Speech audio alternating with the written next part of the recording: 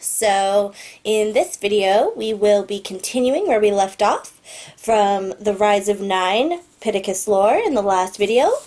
This should be part 8 and we'll be starting on chapter 16. And that's really it. So without further ado, here's reading by Reed. Chapter 16.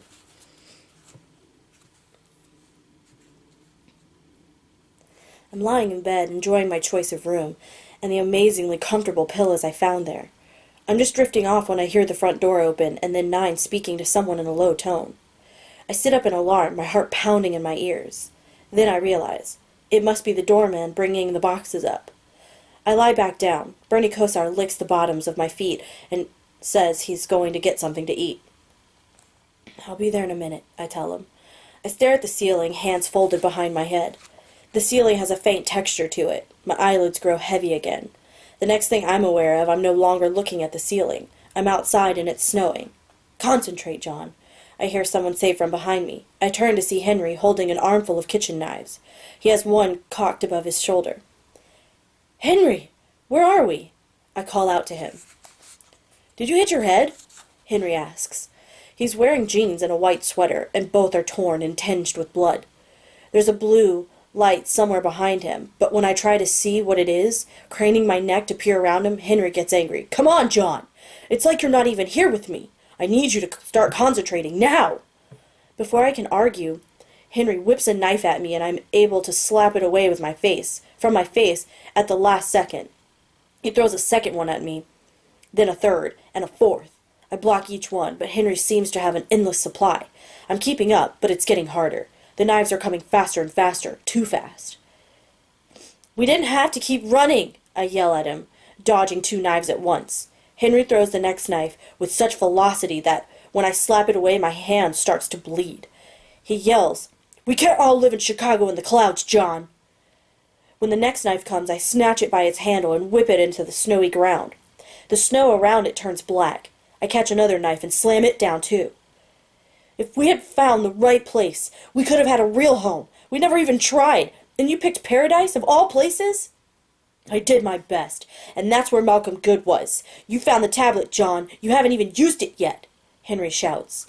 The blue light behind him disappears, and the darkness and the snow starts to seep outward and spread, until it's like we're wading in a black sea. Henry pulls a large knife over his head and wings it at me. When I try to defend myself, my hands feel stuck to my sides. I'm watching the knife fly through the air, flipping end over end, and I know it's about to hit me right between the eyes. Once it's a couple feet away, a huge hand reaches out and snatches it out of the air. It's Setrekas Ra. In one fluid motion, he has the knife firmly in his grip and whips it over his shoulder and back down again, swinging it at me. As the tip of the knife plunges into my skull, Setrekas Ra yells, Your pizza's getting cold! I sit up, and I'm back in bed, in the Hancock Tower. I'm drenched in sweat, gasping for air. Nine stands in the doorway with a whole pizza on a platter. His mouth is full, and he continues to chew while he says, Seriously, man, you gotta eat it while it's still hot, and I still want to get some training in before our double date. I saw Setrekas Ra again, I say. I know my voice sounds flat, my tongue feels sticky, and Henry. Nine swallows and waves his hand in the air, still holding half a slice. Oh yeah? Forget about it. They're just dreams, that's what I tell myself, and it usually works out just fine. And how exactly do you make that work? I ask, but he's already gone. I slide off the bed and stumble down the hallway. I see Bernie Kosar attacking a defrosted steak on the kitchen floor.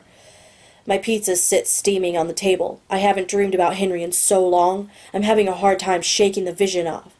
While I eat my pizza, I think about the flying knives, the snow, how we were yelling at each other. When it hits me, Henry mentioned the tablet. I haven't done anything much but look at it. What little time I've spent with it, I've been annoyed by the fact that it doesn't seem to work.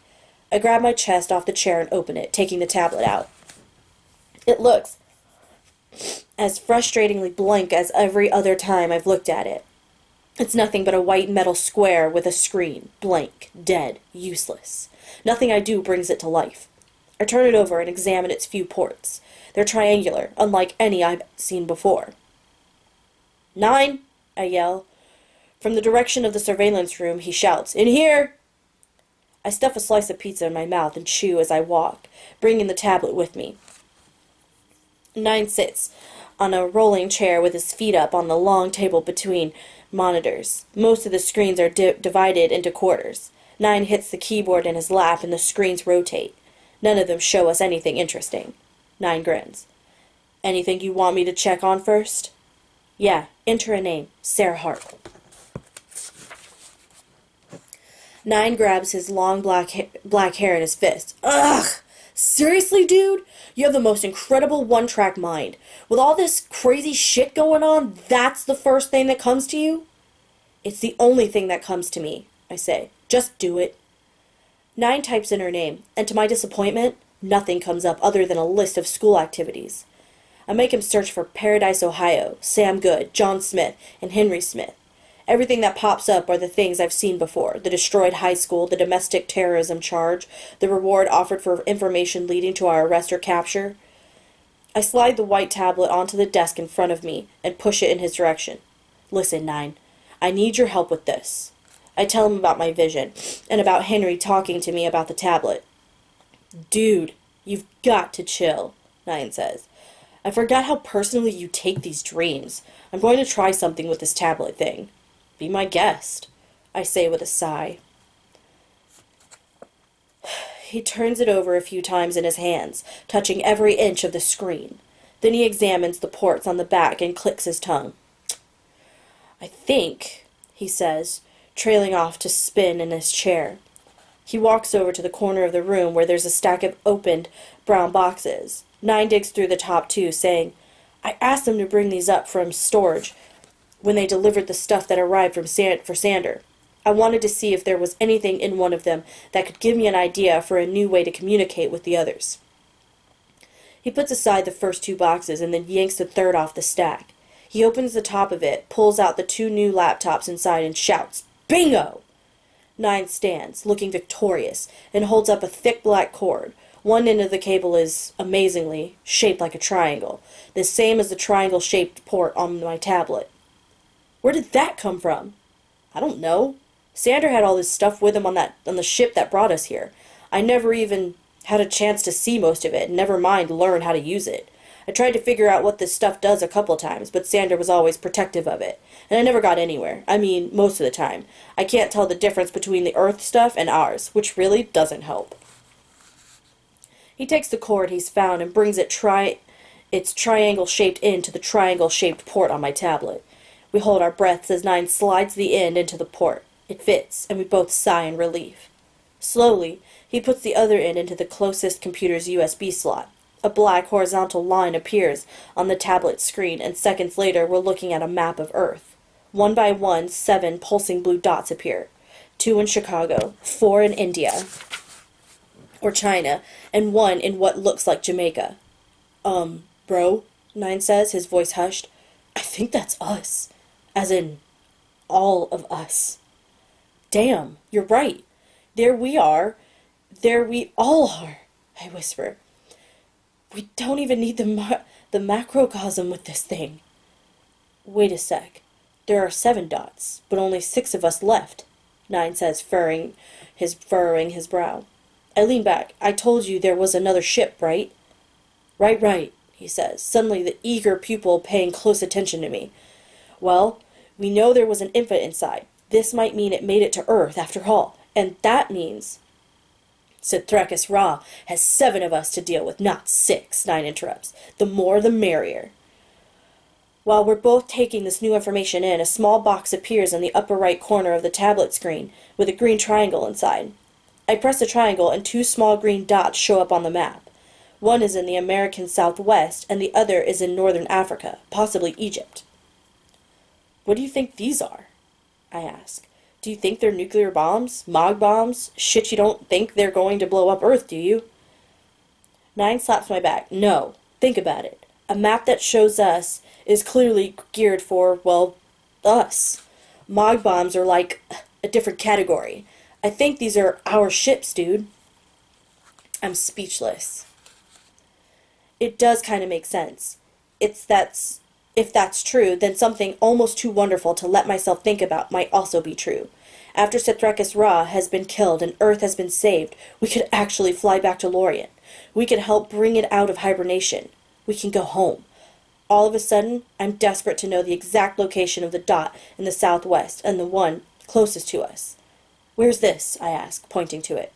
9 pulls up a map on a screen and says, "The one out west is in New Mexico.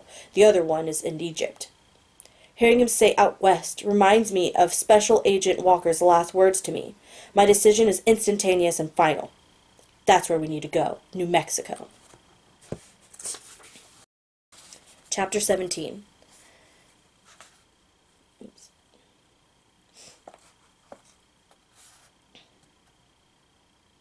The minute 8 appears in the middle of the room, gushing blood, I rush over and place my hands on his wound.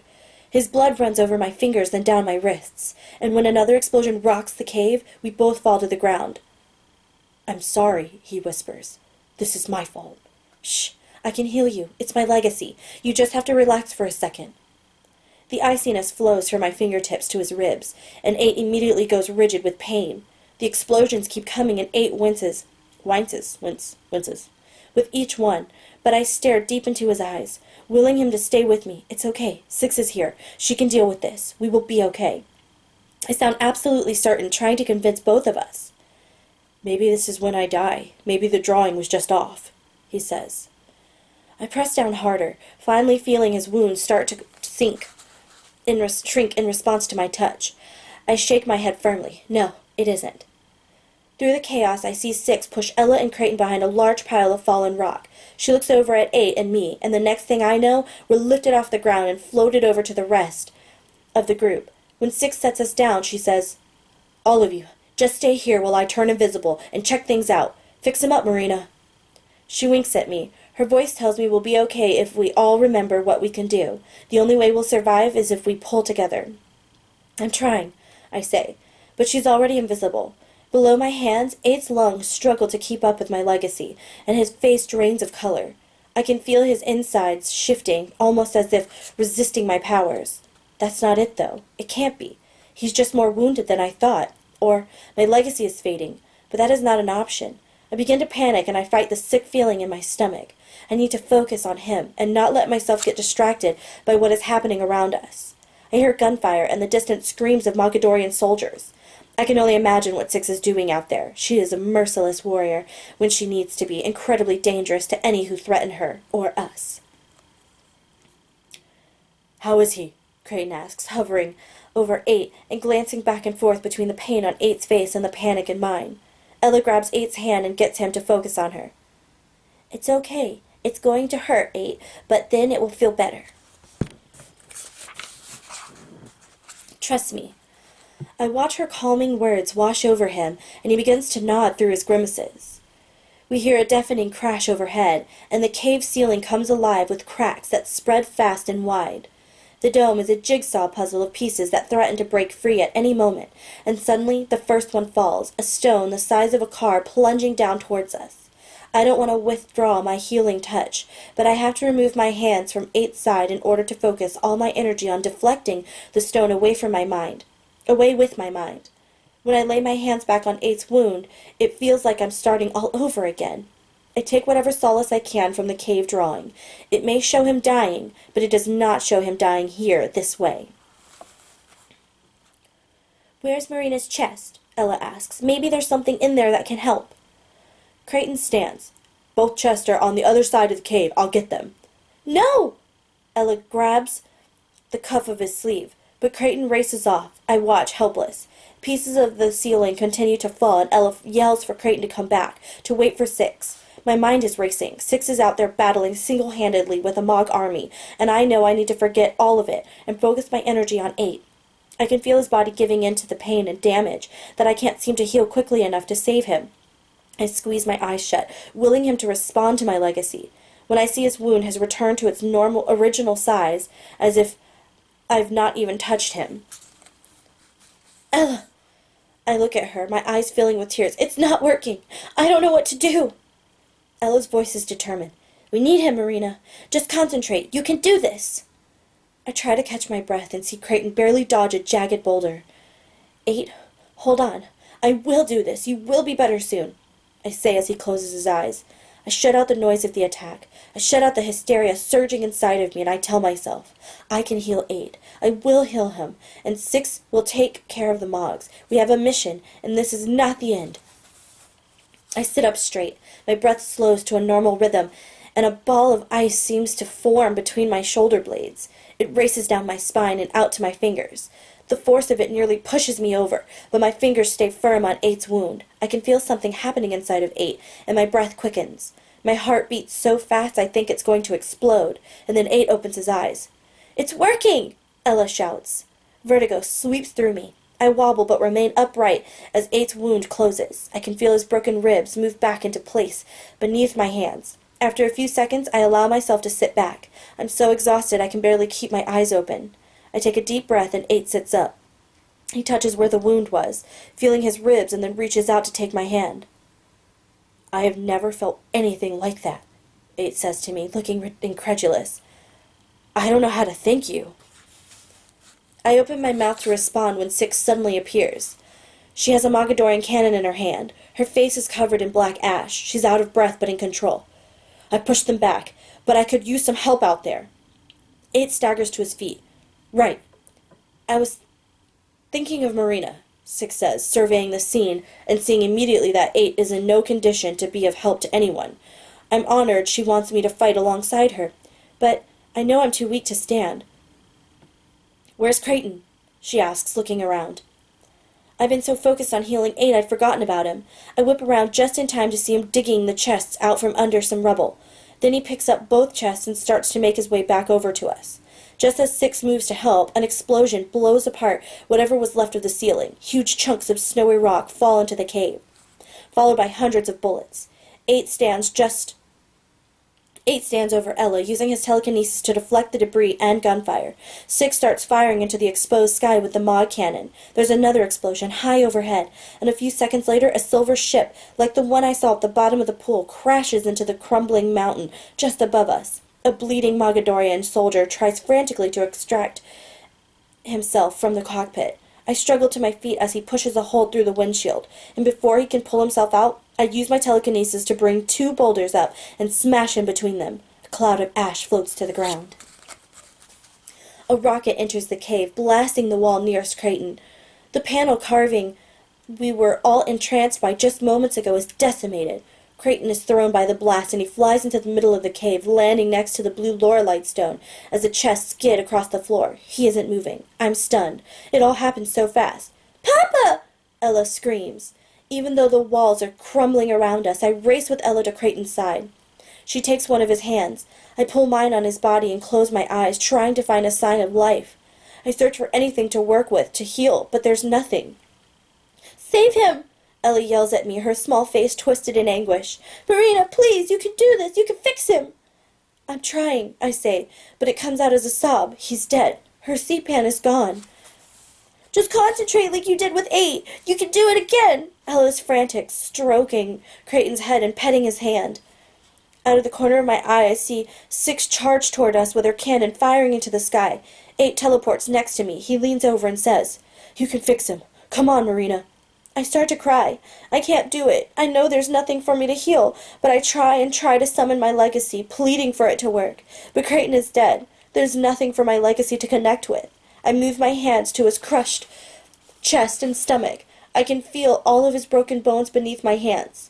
Ella gets behind me and pushes on my shoulders, pressing my hands harder onto Creighton. 6 stops shooting and grabs my arm. She looks me in the eye. I shake my head. Ella falls to her knees, sobbing. She crawls over to Creighton and whispers into his ear, "Let Marina fix you. Please don't go. Please, Papa." She looks up at me, tears streaming down her cheeks. Her voice is angry. "You didn't even try, Marina. Why won't you try?" I wipe my tears on my shoulder. "I tried, Ella. I tried, and there was nothing I could do. He was already gone. I'm sorry." I sit back on my heels but keep my hands on Creighton's body. A rocket hits the far wall, separating it completely from the mountain. We know from our walk up that beyond the hole is a straight 2,000-foot drop. Cold wind sweeps in and over us. 8 turns to 6. "Give me the cannon." "I'll be right back." Six hesitates for a second before handing it to him. 8 disappears, and I look up to see him sprinting along the crumbling lip of the hole, leaping from spot to spot as the rocks crumble away. Even in flight, he never stops shooting. Soon, 2 silver Mog ships explode into balls of flame. I keep moving my hand across Creighton, but Six yanks me onto my feet. Stop. He's gone. I look down at Creighton, his rugged face, his bushy eyebrows, and remember the first time I saw him at that cafe in Spain. I thought he was my worst enemy. Instead, he saved my life. I stretch out my hands to try one more time, but Six hugs me close to her. I feel her tears on my neck. Her lips touch my ear as she whispers, "There's nothing we can do." Sobbing, Ella reaches over and grabs Creighton's left hand. She kisses it and places it against her cheek. "I love you, Papa." "I'm so sorry," I say again. She looks up at me and tries to speak, but she can't. Gently, she lays Creighton's hand on his chest and strokes it once more before standing. 8 teleports next to us and returns the cannon to 6. Another strong gust of freezing wind blasts over us and flips open one side of Creighton's jacket. We all see at the same time, a white envelope in his inner jacket pocket. "For Ella" is written on the outside. Six grabs it and shoves it into Ella's hands. "Ella, listen to me. I know you don't want to leave him. None of us do. But if we don't leave right now, we will die too. You know Creighton would want us to do what is necessary to survive, right?" Ella nods. Six turns to 8. "Right. Now, how do we teleport the hell out of here? Has too much of the mountain been destroyed for it to work?" "Ella, you hold my chest. Marina, get yours," 8 says, ushering us towards the glowing blue lorelite. "Six, you're going to have to hold on to someone's arm so we can all go at once." He looks around grimly at the wreckage. "I really hope this works." He grabs Ella's hand and mine. Six hooks her arm through my other elbow. I look around at the pieces of the wall that spoke to us about our future and our past. I think about the many Lorik who were here before us. I'm sad we'll be the last ones to see it. But I also think about the responsibility that being the last Lorik puts on all of us. I take one last look at Creighton, thanking him for everything he did. "Okay, here we go," 8 says. Then everything goes black. Okay, moving on to Chapter 18. All of a sudden, 9's at the edge of his seat. "Holy shit, 4! Check it out! They moved!" "Who moved?" I take the tablet out of his hand. The blue dots that identify us have changed position. At least some of them have. There is still 1 blue dot in Jamaica and 2 in Chicago, but there are now 3 off the coast of Africa and 1 in New Mexico. My chest relaxes when I see there are still 7 dots, but I'm confused by how they moved to these other places so quickly. How did they do that? "I have no idea," 9 says. It's like they teleported or jumped through space. Maybe they found a Stargate or something." "Henry said Stargates don't exist," I said, shaking my head. "Yeah, well, neither do aliens from another planet, according to some people. In fact, many people." He's right. Maybe Henry was wrong. 1 guard is in New Mexico. 9. Oh, wait. 1 guard is in New Mexico, 9, near what you think might be our ship. That can't be a coincidence. Do you think they're going after it? Man, I hope not. It is so not time for that yet. We have a lot of shit to take care of before we leave Earth. I stare at the blue dot pulsing in New Mexico and press the green triangle, revealing where the Lorian ships are hidden again. There is no way this one has accidentally landed so close to it. Add that to the fact I've been told Sarah's out west, possibly with Sam, and I'm convinced. I'm serious, 9. That's where we're going. New Mexico. Now. Everything we've seen and learned points to it. Tells us we need to go there right now. I rush out of the room, slam my chest shut, and put it next to the front door. "BK?" I call out. Brenny Kosar trots over with the steak bone in his mouth. 9 follows me. "Dude, slow down. We are not going to up and fly off to New Mexico, especially after what we just saw. These guys are teleporting around. By the time we get in an elevator, they could be in Antarctica or Australia." There's too much we don't know yet. We don't even know for sure that's our ship. What if it's a trap? Nine moves in front of the door and crosses his arms. I know I must look like a crazed lunatic punching at the elevator button, trying to pretend Nine is not there, blocking my efforts.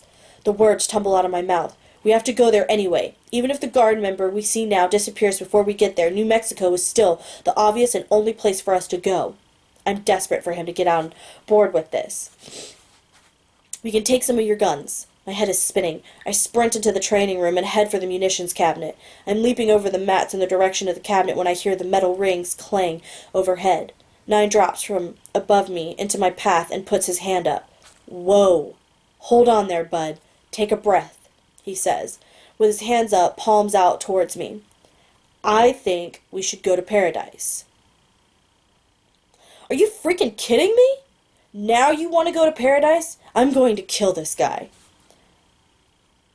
I got to thinking while you were asleep.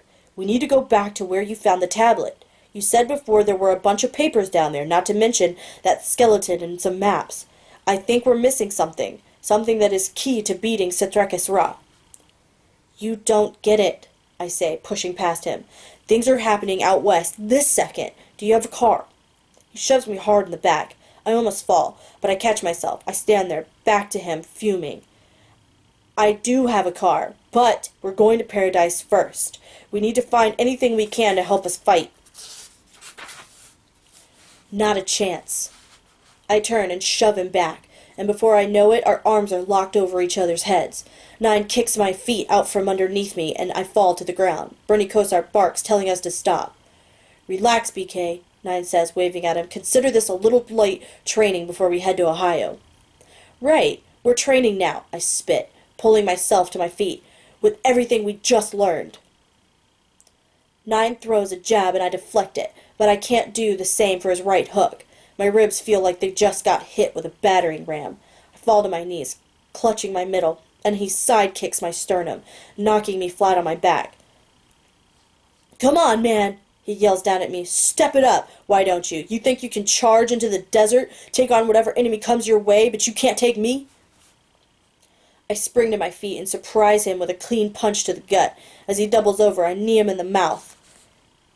That's what I'm talking about for. Blood spills from his split lips, but he's beaming at me. We circle each other. Tell you what, since you're showing signs of giving me a decent run, I'll make you a deal. You beat me, we go to New Mexico. Immediately. I'll even let you drive. But if I win, we spend a couple more hours here, figure some shit out, and come up with a real plan. Then we go back to paradise and head down that well. And you call me a coward? I say. We continue to circle each other, and we each land some devastating blows. I hear one of Nine's ribs snap when I connect with my right elbow. I swing around with my other elbow, but he delivers a hard kick to my left knee. Cartilage rips and pain sears through my leg. Limping, I'm able to throw a few more punches, but I can't move, giving Nine a huge advantage. He leaps behind me and kicks my other leg out from under me. My head hits the floor and the world goes white. When I get my bearings, Nine has his arms pinned with his knees. The fight is over, and with it goes our chances for finding the guard out west. I'll get the healing stone, Nine says, slowly standing. With blurred vision, I watch him hold his side as he leaves the room. Bernie Kosar whimpers. This is bullshit, you know that! I yell after him. You can't just decide things like this. That guard in New Mexico could die on their own, and you don't even care. Nine's voice booms through the apartment. We're soldiers, Johnny, and soldiers die. We were sent here to train and fight, and some of us aren't going to make it. That's the nature of war. I slowly hop into the living room on my one good leg. I can see through the windows that the sun is setting. BK sits on the floor, in the last pitch of light, looking at me. He begs us to sit down and talk and plan our next move with level heads. Nine walks in with a healing stone held to his ribs. He tosses it to me, and I immediately place it to my left knee. Through the pain, I feel the cartilage slowly reconnecting. It doesn't take long for it to do its thing, and soon the pain has disappeared completely. I plant a hand on the window frame and say, if we're not going to New Mexico, then let's deal with Setrekis Ra. Right now, you and me. Maybe if we take him out, the rest of the Mogs will die, and we'll save 2 worlds. Nine sits down onto a leather couch and puts his feet up on the glass coffee table. He sighs and closes his eyes. Sorry, Johnny, but even if Citricus Rod dies, the Mogs will still fight. Just like Pittacus Lord died, and we still fight. Stop looking for an easy out and face it. We're all going to fight until the last one is killed. I look out the window and gather the strength to say what I've wanted to ever since I read Henry's letter. Pittacus isn't dead. I'm Pittacus. What did you say? I turn to face him. I said I'm Pittacus Lore. Nine leans back, laughing so hard he nearly flips over the couch. You're Pittacus? Why on earth would you think you're Pittacus Lore? I feel it, I say. It's why Lorien hibernates. Pittacus lives on through me. Oh yeah? You know what? I think I can feel it too, he mocks, feeling his torso. He stands and marches over to me. But hey, if you are Pittacus, the strongest, wisest elder of Lorien, then I just kicked Pittacus's ass. I wonder what that makes me. Lucky, I say, regretting I said anything. Really? Sounds like somebody wants a rematch. Enough, Bernie Kosar says. No more fighting. Save your strength. I ignore him. Fine, a rematch it is then. If you want to take me on again, then there's going to be a change of venue. And to make it even more interesting, Pittacus, I say we each get to use one item from our chests. Fine. I open my chest, reaching immediately for the 4-inch dagger. The handle vibrates the moment I touch it, and quickly wraps itself around my fist. I see Mog ash still stuck in its grooves. The smell of it makes me hungry for another fight. Nine grabs the short, silver staff with his right hand. Okay, that makes me nervous. I saw how he decimated all those Pikins in West Virginia with that thing. He waves his finger at me when he sees my dagger. I said only one item. I have my dagger, that's it, and that's all I'll need. And what about your cute little bracelet? I forgot about it. It's probably the better choice for me, thank you. I toss the dagger back into my chest. Follow me, Nine says, ignoring Bernie Kosar and his pleas to stop. I follow Nine through the apartment and into the elevator, both of us silent. I assume the fight will be in the building's dark basement among columns and cement walls, our powers hidden from the world. Instead, we ascend. The elevator doors open and Nine punches a keypad by the door in front of us, and it clicks open. We're on the roof of the John Hancock Center. No way! No freaking way! Too many people can see us up here, I say, shaking my head, turning back towards the door inside. Nine walks out onto the roof. Nobody can see us up here. That's what's so great about being at the top of one of the tallest buildings in the city. I don't want to look like I'm chickening out, so I follow, showing a lot more confidence than I feel. But I'm not prepared for the fierce wind that hits me hard, almost pushing me back into the doorway. Nine keeps walking, his black hair whipping around his head, seemingly impervious to the force of the wind. His white t-shirt balloons around his torso until he strips it off and lets it fly over the ledge. When he gets to the center of the roof, he snaps his wrist, expanding the silver staff at both ends until it's over 6 feet long and glowing red. He turns to me and curls his palms, beckoning me closer. Like a tightrope walker, I take a deep breath and put one foot in front of the other to walk towards him. We're in the giant shadow of the looming white spire at the far end of the roof, and just as I near him, Nine turns and runs towards it. I have no idea what he's about to do, so I stop walking to watch his next move. Without breaking stride, he sprints straight up the spire until he reaches the top. The spire is swaying in the wind, and I'm dizzy just looking at him, teetering up there. Nine pulls the red staff over his head, and before I can register what he's doing, he hurls it. The second it leaves his hand, Nine dives headfirst towards me, and I'm faced with dodging 2 flying objects at once. I just manage to roll away from the sharp staff as it nears me, and I watch as it plunges into a metal beam at an angle. I turn to deal with Nine's approach, and as he's about to tackle, I land a blow so hard I send him flying across the roof. I reach over and yank Nine's red staff out of the metal beam. Henry never trained me with anything like it, but I twist it over my head and charge anyway. Nine stands and steels himself for my attack. I swing the staff across his body, but he parries it away with his wrist and immediately moves to kick my newly repaired knee. I pull my leg back so he misses, but he's able to get his hands on the staff. We both struggle to gain control of it, circling and kicking, dodging and blocking. He uses his telekinesis to float my feet off the ground. I start to resist, but then realize I can use it to my advantage with the strong wind up here. Carefully timing my moves with a hearty gust, I flip over the staff. In a fraction of a second, I'm behind 9 with the staff against his throat. We should be on our way to New Mexico, I say, pulling us towards the door that leads back to the elevator. 9 headbutts me with the back of his skull right into my nose, and I lose my grip on the staff. He grabs it as I stumble backwards and slam into an electrical box. "Is that you talking, Johnny, or is it Pittacus?" he says mockingly as he swings the staff. My bracelet expands just in time to deflect his blow. The electrical box I'm next to has been sliced in half by his near miss. Sparks fly everywhere, including inside my open shield and onto me. When they bounce onto my shirt, I let the fire catch and spread. My shield shrinks, and 9 stares stunned at the sight of me consumed by flames. He shakes the surprise off. "Why didn't you turn into a human fireball when we were on the same team?" he shouts. The fire around my body crackles and hums in the strong wind. I walk towards him. He may think this is all fun and games. I don't. "Are we done now?"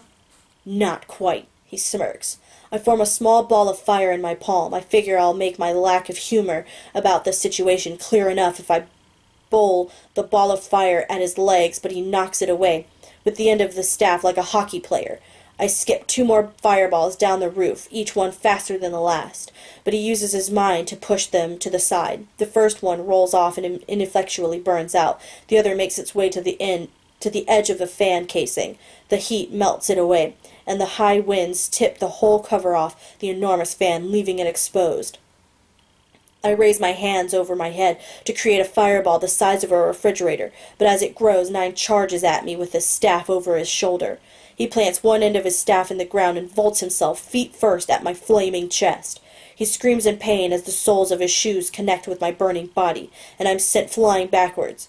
The world that has been reds and yellows is now grays and blues. On my final rotation, I realize I'm flying directly into the exposed fan. At the last possible moment, I spread my arms and legs out and catch myself mere inches from its blades. The fan is powerful enough to nearly extinguish what's left of my dwindling fire before I dive off and roll away. "Trying to cool off?" 9 asks, hands on hips, as if simply observing my technique. He's kicked off his half-melted shoes. "I'm just getting warmed up." I leap to my feet to ready myself to respond to his next move. 9 sprints to his left, and I follow. He jumps over some pipes onto the raised ledge, and again I follow. We are now both inches from a 1,000-foot drop onto the street below. To my utter shock, 9 then steps off the ledge. I yell and lean over to grab him, but when I do, I don't see him sailing to his death. He's standing horizontal on a window with his arms crossed, that same big smile on his face. I've leaned too far, trying to grab him, and I frantically wheel my arms to regain my balance, but I can't catch myself, and suddenly I'm tipping further over the abyss. 9 sprints back up the side of the building and hits me with a powerful uppercut to my jaw. I'm knocked backwards, but I don't have the chance to land. 9 catches me by the neck, spins me, and holds me over the ledge. "Now, number 4, all you have to do to get me to set you down, all safe and sound, is say it." He holds the staff with his other hand over his head. "Say you're not Pittacus." I kick at him, but he holds me out, just out of range. I end up swinging back and forth like a pendulum. "Say it," he repeats, his teeth gritted. I open my mouth, but can't bring myself to deny what I feel with such certainty to be true. I believe I am Pittacus Lore. I believe I am the one who can and will end this war. "You want to go running to New Mexico to find our ship? You can't believe for even a second it might be a trap?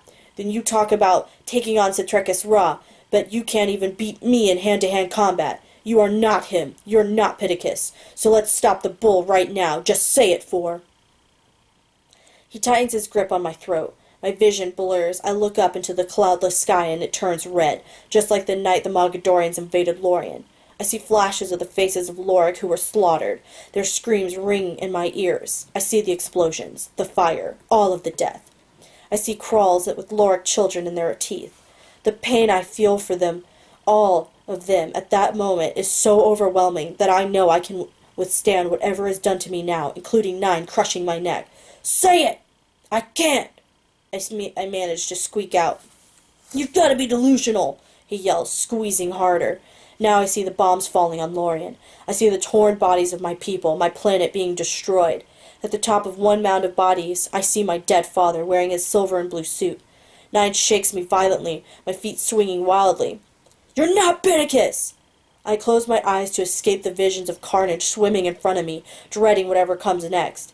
I can see Henry's letter in my mind.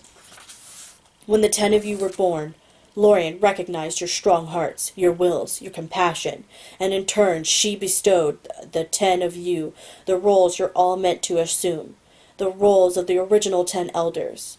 What this means is that in time, those of you left will grow to be far stronger than anything Lorien has ever seen before, far stronger even than the original 10 elders, from whom you've received your inheritances. The Mogadorians know this, which is why they're hunting you so feverishly now. Whatever it all means, I know 9 wouldn't actually kill me. Each member of the Guard is too important, Pittacus or not. More than anything, coming together and fighting as one, as the Guard we were born to be, is more important than any fight he and I might have. That's small comfort given the fact that my body is still swinging when I feel the wind change slightly. The hand around my neck opens and my stomach drops as I start to fall. Could I have been wrong? Instead, I feel my feet touch down in less than a second. I open my eyes and find myself back on the roof. 9 walks away, his head down.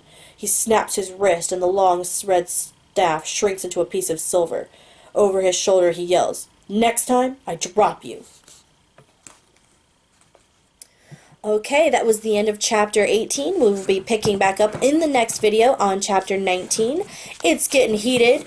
It is getting amazing. I told you that it was going to. We've had a death. We're having a squabble between 2 of our wonderful Lorians. But that's it for now. So you'll just have to wait until the next video. Alright? So that's it for Reading by Ree. Until next time. Bye!